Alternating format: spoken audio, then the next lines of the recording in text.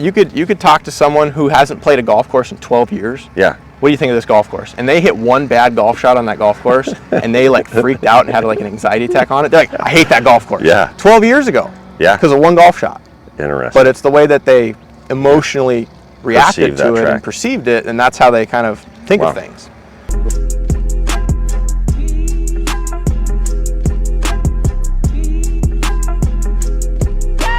Okay, Coach. What's going on? We back, son. Yes, sir. All right. So this is kind of fun because I get to have the golf club in my hand. Yeah, I get to be the coach now. Exactly, 100% coach. So, Coach, what are we talking about? Okay, so of all the research I've done, all the classes I get to take, and I geek out on what goes on in your brain when you play golf. Yeah. Golf's fun. Mechanical's all fun in games and stuff, but sure. Being able to help someone with what goes on in their head and how to kind of get them through a round of golf is kind of what gets my system going. Juices going. Yeah, baby. Very much so. I've known that about you for a long, long time. It's a lot of fun. And before we even get into that, like, Alex is our performance and mental coach who trains and is in the early process of training all of our staff on these foundations that he's learning. And I mean, your background is, if I'm not mistaken, your family, one of your parents works for or has worked for Tony Robbins. Yeah, my dad works for him right now. Yeah. We've been involved with him since 2008. Yeah, and when did your intrigue or interest like kind of spark from the mental side? Well, my parents kind of like threw me in. They were like, "You're going to go to this event," and I'm like, "I'm 13." I'm like, "I don't have a choice." Okay, cool, let's go. Sure. And then 4 days later, I was like, "This is kind of cool." And so 13 is around the time where I was like, "Okay, this is an area that's like, it's way different than obviously what the normal people are talking about, and especially in golf back in mid 2010 time." So I just really dedicated a lot of time to doing a lot of research and kind of just going to different events and kind of figuring out how to help yourself on the golf course without actually having to do physical golf work. Right. That was like my big thing. In high school, I got a lot better, not physically, but I got a lot better mentally, and I was able to compete with a lot of my teammates and a lot of players in my high school, kind of competition that were obviously physically better than me, but I knew that I had a leg up on them mentally. Yeah. And so like I went into events and I knew that I could compete, That's even though I wasn't the best physical golfer. That's so special. And I think that's like, you have a massive advantage that way, because all the other dorks on the range are like, man, I better hit it good because they don't have anything to fall back on. That's huge. And that's what you see out of the best athletes in the world, I think. Especially like on the tours, like you go to like PGA Tour, even like majors, and you got guys that are like complaining and moaning about like the weather and the conditions, like they're not going to win because they're already putting themselves at a disadvantage. So if you're able to exercise and kind of train that area, because just like the golf swing, like you've got to be able to train your brain. You got to be able to train the way that you think about things and train the way you react. Yep. And so if you give yourself some practice and you train that a little bit, even if you have just a slight advantage or just a little bit more expertise in that area, that's huge when it comes to the golf course, especially during golf tournaments. Yep, absolutely. So let's talk about, because I mean, I think that the mental game too is, it's so funny because nobody ever goes, let's just talk about the physical game. And then you would go, well, are we talking about putting technique? Right. Are we talking about chipping, driving, right? And then there's the mental game. And it's a dark corner. It's a dark corner over there. So, and there's all of these subcats, right? Yeah. Emotional stability, routine management, right? Like it goes on and on. So the specifics of that are pretty vast. Yes. Which specific are we really going into? So we're talking specifically about what you do and how you react after you've hit a golf shot. Okay. So everything that you've done before hitting the golf shot, all that, I mean, that's important. Yeah. And the importance of this video is going to be everything that you do after you hit the golf shot. Okay. Right. So and how you can build kind of confidence and kind of give yourself an emotional advantage. Yep.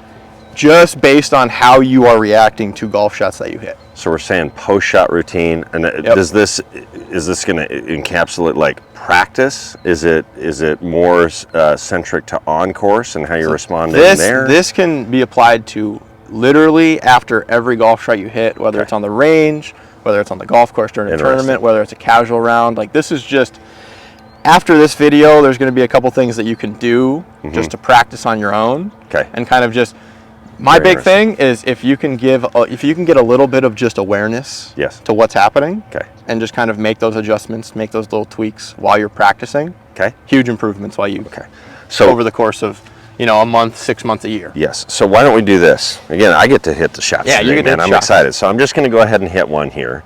Okay. And then let's start to talk about like post-shot routines. So I've got pre-shot. I mean, this is a range shot, so I'm not going into crazy stuff. I've just got alignment, target, got kind of set up. Great. Got a map in my mind of how I'm going to move. Attempt to do that as best I can. Okay. So now after you hit it, I'd ask you, was it a great shot, a good shot, or good enough shot? Good enough shot. Okay. And that's kind of an area that a lot of, especially like our players that we've started to introduce, they have a hard time kind of answering that question, because we all know what a great shot is. Sure. Flushed, perfect ball flight right at my target. Duh, that's easy. Yep. Good shot, okay. Flush, maybe not right at my target, but still kind of in the realm of appropriateness for what I wanted to do. Sure. Right. And then good enough is where a lot of our kids get challenged. They're like, good enough. What's that mean? Yeah. So like I consider good enough as I hit it somewhere near my target, right? I caught it somewhere on the club face. Contact was pretty solid. It was still solid in terms of contact. Yep. But if we're on the golf course and you hit it and it is playable somewhere near your target, that's good enough. Yep. Right? Because especially higher level players, and we work a lot with junior golfers. Yep. They hit the golf shot and it's either perfect or not perfect. That's exactly right. It's super black and white. There's no very black and white. It's like, was it perfect, right at my target, flush, perfect ball flight, or was it not? And if it's not, they go nuts. So this is also interesting because I'm hitting 7-iron here. And you're like heavy into decade and have been for quite a while now. Like what's my, if I'm a tour player, what's my percentage of just hitting the green with 7-iron? I don't even know GIR percentage with that. I know, so if you got 7-iron in your hand, your dispersion, meaning your farthest left shot to your farthest right shot, is about 22 yards. Okay. So from here to here, so in essence, good enough. If you're on the range and you can keep whatever club you have inside that dispersion and contact was solid, that's good. So in essence, like 33 feet from the right and 33 feet from the left, because we got 11 on both sides. You got this target right in the middle. Which is, you got your dispersion on both sides. That's crazy. Like hitting this, and that's from a pin. Like that's not even sand. Like 33 feet away from the hole. That's because most of the time tour players aren't even looking at the hole. Their points of reference is away. The only time a tour player is aiming right at the pin is when they got a wedge inside of like 80 yards. Other than that, they're like middle of the green, and you know, maybe I push it on line, maybe I pull it on line. But they're just trying to hit that dispersion rate, because they got guys telling them, hey. Your 7-iron dispersion's terrible. You can't aim at the pin. Right. So why I ask you, is it great, good enough, is because when you have a shot that's one of those three, I want you to elicit some sort of positive reaction to that. So you think positive reaction, good emotional reaction. So like if I was to ask you, what would a positive emotional reaction be for you? What would you say? Thinking of my kids and my wife. Okay. Excellent. Okay. So what I would say is, anytime you hit a golf shot where you elicit a great, good, or good enough shot, as you're holding your finish, as you're looking at the golf shot, in your brain, you're thinking of your wife and your kids. That's awesome. Because now you're building an emotional reaction to your shot. Right? The way the brain works is, it's much more complicated than I know. But for what I do know, when you elicit an emotional response to anything, we're talking golf here. So you hit a good golf shot, positive reaction. That gets stored in the subconscious. So now that shot you just hit is stored in your subconscious forever. It's never going to go away. Same goes for a negative shot though. So you hit a bad shot, or you hit a little thin one, not quite, bad reaction. You get like you give yourself like some negative body language, or you say a word, or you drop the club. Those are all negative emotional responses. So now, here's a question on that too. So like from what I know, and this could be right or wrong, Coach, that powerful memories come from high emotional stimulus response. Yes. Is that yes? Yes. So from a standpoint of being able to be confident, where confidence would come from like first tee jitters, if you're responding more so to what you deem a negative shot would be emotionally compared to the good shots, you just have memories of poor shots. That's exactly right. Interesting. So if you want to talk like, how do you get confidence? How do you, is confidence created? Is confidence something you have?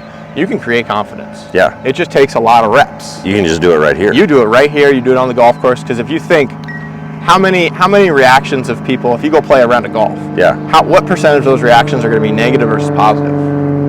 The negatives usually outweigh the positives by like 75-25. Most of the time, yeah. The crazy part of this is where like deep rooted in the evolution of humans, like, back when humans were first like existed. Yeah. Cavemen, survival, animals wanted to kill. So fight or flight. Yeah. Always negative reactions. Always like they wanted to associate negative reactions to survive. So that's more so why we want to respond to the negative. It's a lot easier for our brain to pick up on stuff that's negative. And the way the subconscious works is if I respond to something negatively, it gets stored in my brain, right? So if I have one negative reaction, it takes 3 positive reactions to offset that. Wow. So if you react negatively 10 times in a row, it's going to require 30 positive ones to get rid of what you just did. Interesting. So that's where all the angst comes from for folks over the top of a golf ball. You get over a golf shot. People are searching for this confidence. You talk to golfers who, so, how do we relate this to playing golf? Yeah. Is if you're on the range, you're on the golf course, it is very easy to get very emotional very quickly. Okay. So my advice to the juniors we work with and the players I work with is after you hit the golf shot, give yourself 3 to 5 seconds where you've got no reaction. You just hold your finish, stare at the golf ball, don't let any emotions kind of get in the way. Then after the 5 seconds, observe, was it a great, good enough shot? Okay. If it does, okay, now you know what to do. Yeah. Elicit some sort of positive emotion. Sure. Okay, yours is thinking of your family. Yep. I just smile. Okay. I hit a good golf shot, I just sit there, big old smile. I look like a dork, but that's kind of just how I do that. Sure. Now, if you hit one that's not in that category, right, we obviously know what a poor golf shot or a less than ideal golf shot looks like. Your job is to come up with something that's neutral or objective. Okay. And the reason why we want to do something that's objective is it's not emotional, right? So if we don't elicit an emotional response, it never gets stored in our brain. Okay. So now the bad shot we hit will never get stored as long as we're consciously not reacting in a negative way. Okay. Interesting. So objectively, So I could think of a big green marshmallow. Good. Or something that's really easy that a lot of our kids have had success with is hit a golf shot, not quite what you want. Tell me something factual about the golf shot. Okay. Be objective about it. Okay. So you hit a golf shot, obviously, you mishit it a little bit or, it doesn't go where you want it to go. You look at it, well, that golf ball drew. Okay. Fact. It drew. Okay. There's no emotional, there's no positive, no negative emotional response. Just react neutral to it. Okay. Move on to the next one. Okay. So why don't we do this? So that's a really good, I'm just going to hit a series of golf balls here.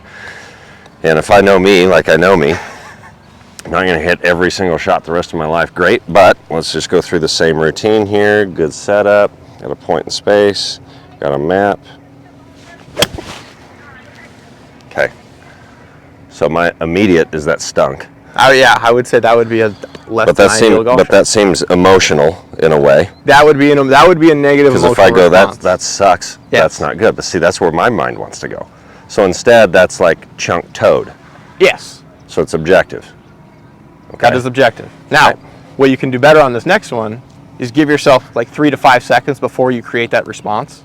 Okay. Because you made contact and you're like, that stunk. Right. Okay. So if you give yourself 3 to 5 seconds to objectively think about it. Yeah, with nothing going on. Now you don't make as an emotional response. You're almost observing. Yeah. Okay. So here we go. Here. Map. Okay, that's good enough. Should be thinking about his wife and kids right Yeah, now. that's wife and kids. Yeah. Wife and kids. And so if you did this over the course of a practice session, and you were very deliberate in, making sure that you were taking your time, you were responding correctly. You were kind of being objective over the bad ones. You go through a practice session where you're hitting 100 golf balls. Yeah. In theory, you should have X amount of positive reactions and 0 negative ones. Yes. If we're going through this exercise and we're kind of deliberately focusing on it. So now that's huge. Your practice session becomes beneficial in the terms of what you're working on mechanically. Yeah. But also in the world of, your mind and your confidence. Yeah. Now you've just like gone up a step in what you're doing. Well, if you did that every day, well, and like, how long would you say, because again, I know me and I love that drug. Just flush, right? Like so good. Like I love it and I want to respond to that. And I'm good-ish at it. But if I hit a couple of shots in a row that are not to the level that I want to hit it, right, I'm a little upset. So if I wanted to train this in, so I created new habit, different habit, and I did it, if I'm going to the range every day for 15, 30 minutes and just focusing on this, like how long would you say it would take to create that new habit in this way of responding? New habits usually take 22 days to kind of latch. Okay. Right, and that's anything you do in your life. Yep. Whether it's like waking up or not stop doing nicotine or whatever it is. Sure. Like it takes about 22 days. Okay. So I would say 3 weeks of like deliberate. This is what I'm doing. Making sure you've got a clear idea, and then executing on it. Yeah. So if you give yourself 3 weeks, the challenge is most golfers have been playing golf for decades. Yeah. You and I have been playing for over 20 years, both of us. Yeah. We have certain habits when it comes to responding to golf shots. Sure. So we've got a little more muscle memory that we have to get rid of. Yeah. That obviously doesn't benefit us as much. Yep. So it might take a little bit longer for someone who's a more experienced golfer. Okay. But if you've got awareness of it and you've got a clear game plan, you're going to be in a much better spot. Okay. Right. If you go into the practice session and your only intention is I'm going to focus on the response that I give to my golf shot, you're going to be in a much better spot. So this is such a great one because a lot of what we want our players to do is practice in a way that immediately they practice in these ways and they can immediately go out and play. It's this whole notion of like, take a step back before you take 2 forward is just a freaking cop out. It's BS. It really is, right? But I think going about like, we've got a couple of videos, this one and how to appropriately practice technique and blending those together is going to benefit players so much. Yeah, you got to have some sort of mechanical plan on the on the range. Like you're working on something, you're making sure that everything feels good. Yeah. But if you ignore this area of it and you go through a practice session and you're focused mechanically on it,